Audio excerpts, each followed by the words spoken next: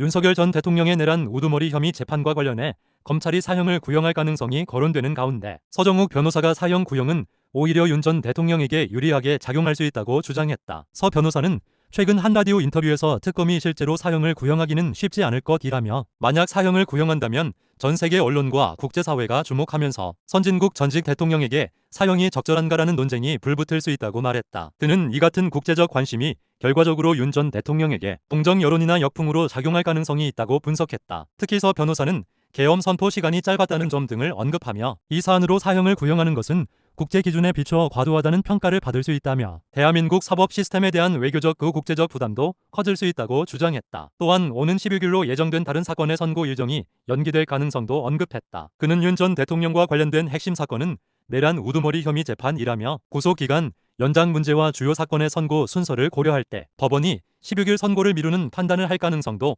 배제할 수 없다고 전망했다. 현재 윤 전 대통령의 재판은 결심 공판이 진행 중이지만 서증 조사 등이 마무리되지 않아 재판이 속행되면서 검찰의 구형 시점 역시 다소 늦춰진 상황이다. 이에 따라 사형 구형 여부와 선고 일정은 향후 재판 진행 과정에서 윤곽이 드러날 것으로 보인다. 윤석열 정부 출범 과정을 둘러싼 비화가 다시 주목받고 있다. 대통령 배우자 김건희 여사가 대선 국면과 정권 초기 운영 과정에서 상당한 영향력을 행사했다는 취지의 증언과 정황이 언론 보도를 통해 제기되면서다. 보도에 따르면 김 여사는 2022년 대선을 전후한 시기 선거 전략과 내부 의사결정 과정에 직접 간접적으로 관여한 것으로 전해진다. 선거 캠프 관계자들 사이에서는 김 여사가 후보 본인은 물론 핵심 참모들에게도 강한 어조로 의견을 전달했다는 이야기가 돌았다는 전언도 나온다. 기사 제목으로 사용된 오빠가 뭘 알아?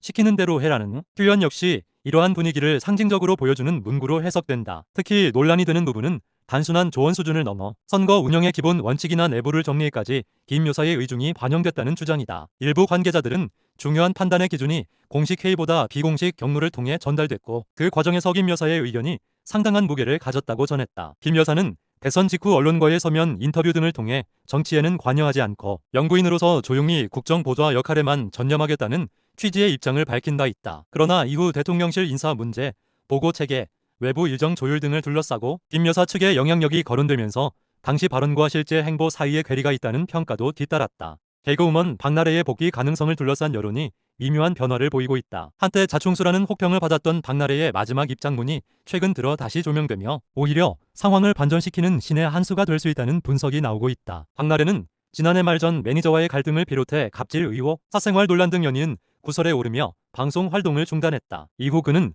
2분 23초 분량의 영상 입장문을 통해 사실관계는 법적 절차를 통해 명확히 밝히겠다며 추가적인 해명이나 감정적인 대응 없이 침묵을 선택했다. 당시 대중의 반응은 냉담했다. 명확한 사과나 설명 없이 법적 대응만을 강조한 태도가 오히려 여론을 자극했다는 평가가 지배적이었다. 그러나 최근 상황은 조금 달라졌다. 전 매니저와의 통화 녹취 일부가 공개되면서 이번 논란이 단순히 일방의 주장만으로 규정하기 어렵다는 인식이 확산되고 있다. 녹취를 접한 일부 네티즌들은 사안이 생각보다 복합적이다. 섣부른 판단은 이르다는 반응을 보이며 이전보다 한층 유보적인 태도를 보이고 있다. 이 같은 흐름 속에서 박나래가 선택했던 침묵 전략이 재평가되고 있다. 논란이 격화되는 국면에서 추가 발언을 자제하고 법적 판단에 맡기겠다는 그의 입장이 결과적으로 감정 소모를 줄이고 여론이 스스로 정리될 시간을 벌어줬다는 분석이다. 이에 일각에서는 당시 비판받았던 마지막 입장문이 오히려 복귀를 위한 최소한의 명분을 남긴 결정이었다는 해석도 나온다. 다만 박나래의 완전한 복귀를 낙관하기에는 아직 이르다는 의견이 우세하다. 핵심 의혹들에 대한 법적 사실적 정리가 남아있고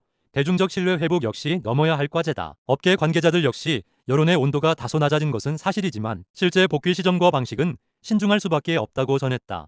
국민의힘이 약 5년 만에 당명 변경을 추진한다. 책임당원 다수가 당명 개정에 찬성 의견을 밝히면서 당은 본격적인 개편 절차에 들어갔다. 국민의힘은 최근 책임당원을 대상으로 실시한 당명 개정 찬반 조사에서 응답자의 약 68%가 찬성 의사를 표명했다고 밝혔다. 이번 조사는 휴대전화 자동응답 방식으로 진행됐으며 수십만 명의 책임당원이 참여했다. 현재 사용 중인 국민의힘이라는 당명은 지난 2020년 미래통합당에서 변경된 이후 약 5년간 유지돼 왔다. 당 지도부는 당명 변경이 단순한 명칭 교체를 넘어 당의 이미지 쇄신과 정체성 재정립을 위한 변화라는 점을 강조하고 있다. 당은 조만간 전 국민을 대상으로 한 새 당명 공모 절차에 돌입할 계획이다. 접수된 후보들은 내부 검토와 전문가 심사를 거쳐 압축되며 최종 당명은 오는 2월 중 확정될 전망이다. 국민의힘 관계자는 책임당원 다수가 변화에 공감하고 있다는 점에서 의미가 크다며 다가오는 선거를 앞두고 국민에게 더 가까이 다가갈 수 있는 당명과 비전을 제시하겠다고 밝혔다. 한편 정치권 안팎에서는 이번 당명 변경이 향후 선거 전략과 당의 노선 변화와 어떤 연관성을 가질지에 대해서도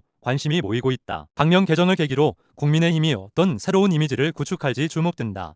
박나래의 전 매니저 씨는 최근 일부 보도 내용에 대해 사실과 다르다며 공식 입장을 내고 반박에 나섰다. 특히 여 씨는 박나래와의 새벽 회동, 금전 요구 의혹, 그리고 반려견 복돌이 돌봄 주장 등이 왜곡됐다고 주장하며 구체적인 상황을 설명했다. 어 씨에 따르면 퇴사 이후 먼저 연락을 취한 쪽은 자신이 아니라 박나래였으며 문제의 통화와 만남 역시 박나래의 요청으로 이루어졌다는 설명이다. 당시 새벽 만남 자리에는 박나래 혼자만 있었던 것이 아니라 남자친구와 지인 디자이너도 함께 있었으며 금전적 합의나 정산에 대한 논의는 전혀 없었다고 강조했다. 일부 보도에서 제기된 거액을 요구했다는 주장에 대해서도 사실무근이라며 강하게 선을 그었다. 또한 어 씨는 박나래의 반려견 복돌이와 관련한 주장에 대해서도 입장을 밝혔다. 그는 복돌이를 대신 돌봐준 적은 단 한 번도 없다며 단순히 대화 중 이름이 언급됐을 뿐 돌봄을 맡았다는 식의 보도는 사실이 아니라고 반박했다. 앞서 공개된 통화 녹취록을 두고도 해석이 엇갈리고 있다. 박나래 측은 해당 통화가 감정적인 갈등을 해소하기 위한 과정이었다고 설명한 반면 어 씨는 합의나 금전 이야기는 없었고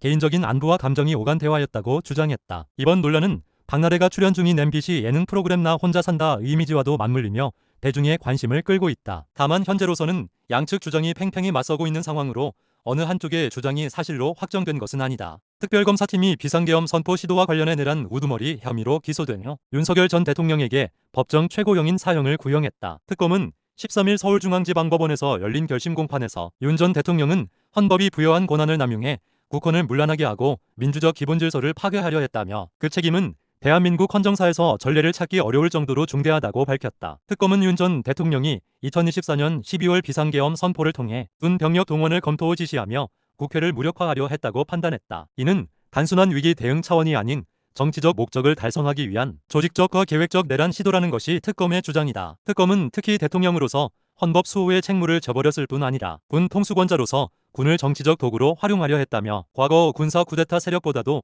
엄정한 법적 단죄가 필요하다고 강조했다. 또한 윤 전 대통령이 재판 과정에서 범행을 부인하며 진정한 반성의 태도를 보이지 않았다는 점도 중형 구형 사유로 들었다. 윤 전 대통령 측은 최후 변론에서 비상계엄 검토는 국가 위기 상황에 대비한 통치 행위의 일환이었으며 실제 실행에 옮겨진 적도 없다며 내란 혐의를 전면 부인했다. 변호인단은 사형 구형은 정치적 판단이 개입된 과도한 처벌이라고 반박했다. 한편 함께 기소된 전직 국방부 고위 관계자 등 공범으로 지목된 인사들에 대해서는 무기징역 등 중형이 각각 구형됐다.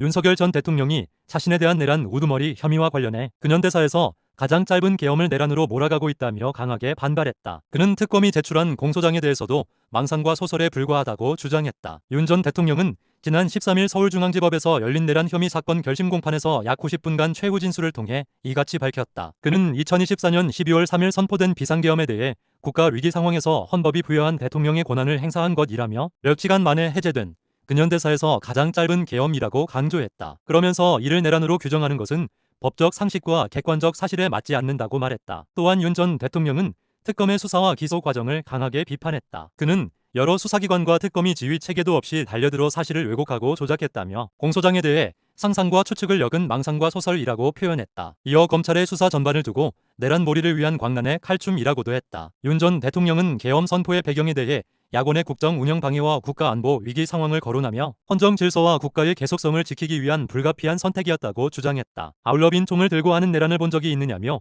무력에 의한 국가 전복 의도가 없었다는 점을 강조했다. 윤석열 전 대통령에 대한 검찰의 사형 구형을 둘러싸고 정치권과 법조계를 중심으로 사형제와 사면 가능성을 놓고 상반된 주장이 맞서고 있다. 한쪽에서는 한국에서 사형은 사실상 의미가 없다고 주장하는 반면 다른 한편에서는 사면 논의 자체가 시기상조이며 최소 50년은 지나야 가능하다는 강경한 입장을 내놓고 있다. 논란의 출발점은 검찰이 윤 전 대통령에게 법정 최고형인 사형을 구형한 데서 비롯됐다. 이에 대해 보수 진영과 일부 법조계 인사들은 한국의 사형 제도가 오랜 기간 실제 집행되지 않은 점을 들어 실효성의 의문을 제기하고 있다. 한국은 법적으로 사형제를 유지하고 있지만 수십 년간 집행 사례가 없어 사실상 사형 폐지국으로 분류돼 왔다는 점에서다. 이들은 사형을 선고하더라도 결국 무기징역이나 장기형으로 감형될 가능성이 크다며 정치적 메시지 이상의 의미를 찾기 어렵다고 지적한다. 반면 여권 일각에서는 사면 가능성을 거론하는 것 자체가 부적절하다는 목소리가 나온다. 더불어민주당 최고위원인 강득구 의원은 사형이 구형된 사안에서 사면을 논하는 것은 책임을 가볍게 만드는 일이라며 현실적으로 사면은 최소 50년 이상 지나야 논의될 수 있을 것이라고 선을 그었다. 그는 특히 이번 사안이 헌정 질서와 직결된 중대 사건이라는 점을 강조하며 정치적 사회적 파장을 고려할 때 단기간 내 사면 가능성은 없다고 못 박았다. 윤석열 전 대통령이 체포영장 집행을 방해한 혐의 등으로 1심에서 징역 5년을 선고받았다. 법원은 윤 전 대통령의 행위가 법 질서를 심각하게 훼손했으며 재판 과정에서도 반성의 태도를 보이지 않았다고 판단했다. 서울중앙지방법원 형사합의부는 16일 특수공무집행방해, 직권남용 권리행사방해 등의 혐의로 기소된 윤 전 대통령에게 징역 5년의 실형을 선고했다. 이는 윤 전 대통령이 연루된 여러 형사재판 가운데 처음으로 나온 1심 판결이다. 재판부는 윤 전 대통령이 적법하게 발부된 체포영장 집행을 막기 위해 대통령 경호 조직 등을 동원하는 등 공권력이 정당한 행사를 방해했다고 판단했다. 특히 대통령이라는 지위를 이용해 법 집행을 저지한 점에서 죄질이 매우 무겁다고 지적했다. 또 재판부는 피고인은 수사와 재판 전반에 걸쳐 자신의 책임을 부인하며 변명으로 일관했다며 범행의 중대성에 비춰볼 때 진지한 반성의 기미를 찾아볼 수 없다고 양형 이유를 밝혔다. 검찰은 앞서 윤 전 대통령에게 중형을 구형했으나 재판부는 범행의 경위와 형평성 등을 종합적으로 고려해 징역 5년을 선고했다. 다만 실형 선고로 윤 전 대통령의 사법 리스크는 더욱 커지게 됐다. 윤 전 대통령 측은 판결 직후 사실관계와 법리 판단 모두 수긍할 수 없다며 항소하겠다는 뜻을 밝혔다. 향후 항소심에서 치열한 법정 공방이 이어질 전망이다.